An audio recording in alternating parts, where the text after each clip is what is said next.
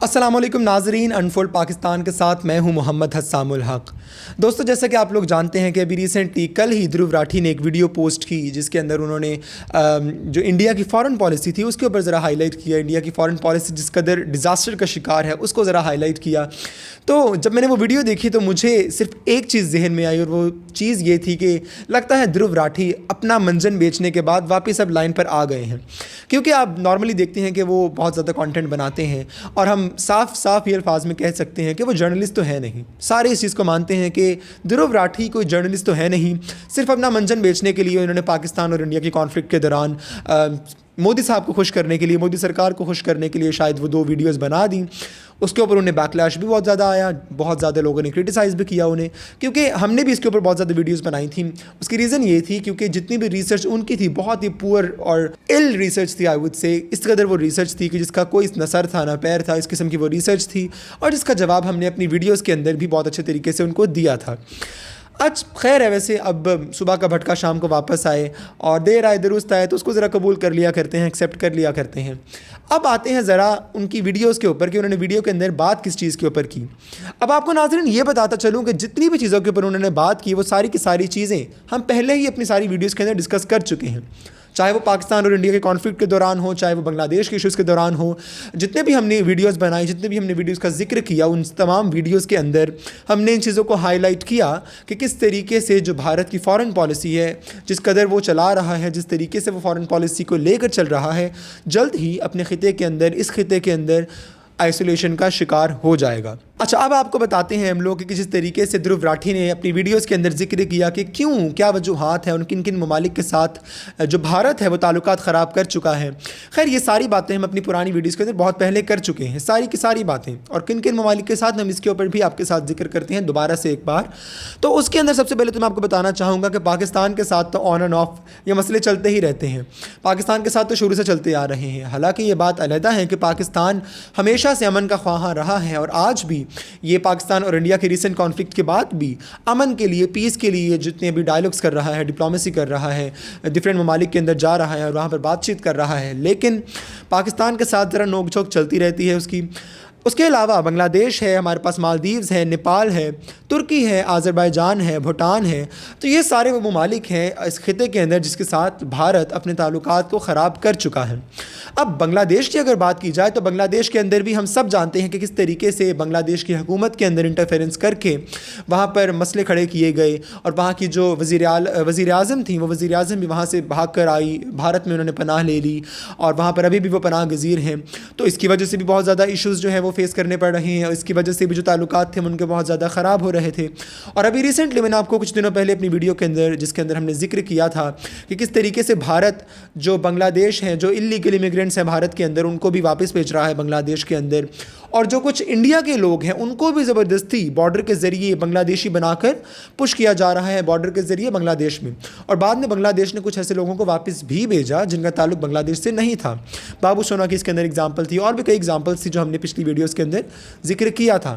तो इन तमाम चीज़ों की वजह से बांग्लादेश के साथ भी बहुत ज़्यादा ताल्लुकात ख़राब हुए। अब रिसेंटली पाकिस्तान इंडिया के कॉन्फ्लिक्ट के दौरान जिन जिन कंट्रीज़ ने पाकिस्तान को सपोर्ट किया उन कंट्रीज़ के ख़िलाफ़ भी इन्होंने बातें की, उन कंट्रीज़ के ख़िलाफ़ भी इन्होंने प्रोपेगेंडास की और उनके ख़िलाफ़ भी उनके ताल्लुकात ख़राब हुए। तुर्की ने पाकिस्तान को सपोर्ट किया तो उसके ख़िलाफ़ भी टूरिज़म को बंद कर दिया गया, भारत की जानिब से ट्रेड को बंद कर दिया गया और हर चीज़ को बंद कर दिया गया। आमिर खान की एग्जाम्पल भी हमने आपको सामने पेश की थी कि आमिर खान ने जिक्र किया था तुर्की का, तो आमिर खान को भी क्रिटिसाइज़ कर दिया गया। तो तुर्की के साथ भी ताल्लुकात ख़राब किए गए, इसी तरह आज़रबाईजान के साथ भी ताल्लुकात ख़राब किए गए। अब अगली चीज़ ये भी देखी जा सकती है कि फ़लस्तीन के साथ भी ताल्लुकात बहुत बेहतर थे भारत के, लेकिन आप देख सकते हैं कि पिछले 2-3 सालों के अंदर जो फ़लस्तीन का इशू था वो जिस कदर हाइट के ऊपर गया है।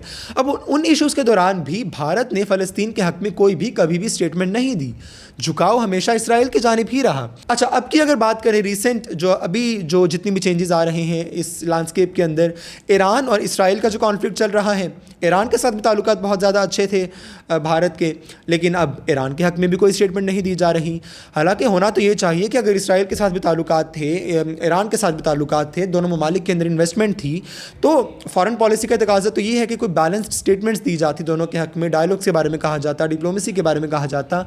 लेकिन लेकिन झुकाव जो है वो कंटिन्यूसली इसराइल की जानिब नज़र आता है। हाँ, हो सकता है कि इस पूरी जंग के दौरान और इस पूरा जो आपके सामने एक स्टेटमेंट्स नज़र आ रही हैं, पूरा सामने जो आपके लैंडस्केप क्रिएट किया जा रहा है ईरान और इसराइल का, हो सकता है कि इस पूरी जंग के दौरान में भारत का भी कहीं ना कहीं हाथ हो इसराइल को सपोर्ट करने में ईरान के ख़िलाफ़। तो अगर ऐसा कुछ होता है तो हम आपको इंशाल्लाह वो भी वीडियोज़ में बताएंगे। कोई भी ऐसी खबर अनफोल्ड होती है तो अनफोल्ड पाकिस्तान के अंदर आपको वो भी बताया जाएगा। अब ये सारी वो सिनारियोज़ थे, ये वो कुछ सिनारियोज़ थे जिनका मैंने आपके सामने जिक्र किया कि कंट्रीज़ के साथ जिस तरीके से अपनी फॉरेन पॉलिसी को ख़राब करते हुए अपनी रिलेशनशिप्स को ख़राब किया गया है। अच्छा, अब अगर अमेरिका की बात की जाए तो जितने भी मुल्की दौरे थे मोदी सरकार के दौरे हुकूमत के अंदर सबसे ज़्यादा जो दौरे किए गए थे वो अमेरिका के किए गए थे। जफ्फियाँ पप्पियाँ वहाँ पर की गई, जफ्फियाँ डाली गई। अब पाकिस्तान के साथ एक जफ्फी डाल ली गई है तो पूरे भारत के अंदर फसाद बर्पा हो गया कि भाईजान पाकिस्तान से क्यों बुलाया गया किसी को मशवरा लेने के लिए, पाकिस्तान का क्यों शुक्रिया अदा किया गया कि उन्होंने न्यूक्लियर वॉर से बचा लिया इस रीजन को, भारत का क्यों शुक्रिया अदा नहीं किया गया। तो मैं आपको बताता चलूँ कि ये आपकी अपनी करतूतें थी जिसकी वजह से आपको नहीं बुलाया गया। अगर आप अपनी करतूतें ठीक रखते, अगर आप अपनी फॉरेन पॉलिसीज़ को ठीक रखते तो शायद आज जनरल जो हमारे फील्ड मार्शल जनरल नासिम मुनीर हैं उनकी जगह पर शायद आपको बुला लिया जाता। तो ये सब आपकी करतूतें थी जिसकी वजह से आपको वहाँ पर नहीं बुलाया गया। अब ये सारा जो सिनारियो हमारे सामने आता है तो उसके अंदर बहुत क्लियरली पता चलता है कि किस तरीके से जहाँ जहाँ वो लोग कहते हैं, जहाँ जहाँ भारत कहता है कि उसे अमेरिका की ज़रूरत थी, वहाँ तो अमेरिका मुँह दिखाकर चला गया, अमेरिका ने कोई सपोर्ट नहीं की, तो भारत एक बार फिर से रह गया अकेला। अब इसकी अगर असल वजह के ऊपर आए तो इसकी वजह बहुत ही सिंपल है कि जो भारत था वो अपने आप को इस पूरे खिते के अंदर चौधरी समझना शुरू हो चुका था, अपने आप को वो सुपर पावर दुनिया की समझना शुरू हो चुका था। लेकिन हम सब जानते हैं कि जब दो चौधरी मौजूद हैं, अमेरिका मौजूद है, रूस मौजूद है, तो फिर उसकी मौजूदगी के अंदर जब आपने अपने आप को चौधरी बनाने की कोशिश की तो आसपास के चौधरियों ने फिर आपको मुँह की मारी और आप ज़मीन पर जाके गिरे हैं। और इसकी एक रीसेंट एग्जाम्पल जो है वो अभी ऑपरेशन सिंदूर की भी है। अब आपको मैं फिर से कहूँगा कि 0/6 की एग्जांपल दूंगा तो फिर से मसले क्रिएट होंगे, इस वीडियो के अंदर मसले क्रिएट होंगे, ऑडियंस में फिर से ज़रा हलचल मचेगी और सब कुछ किया जाएगा जब मैं ऑपरेशन सिंदूर का जिक्र करूँगा कि किस कदर मुँह की खानी पड़ी इस ऑपरेशन सिंदूर के अंदर भी। तो आपके इस रीजन के अंदर जितने भी चौधरी थे उन्होंने तो आपको मारी चपेड़, तो एक बार फिर से आप गिर गए।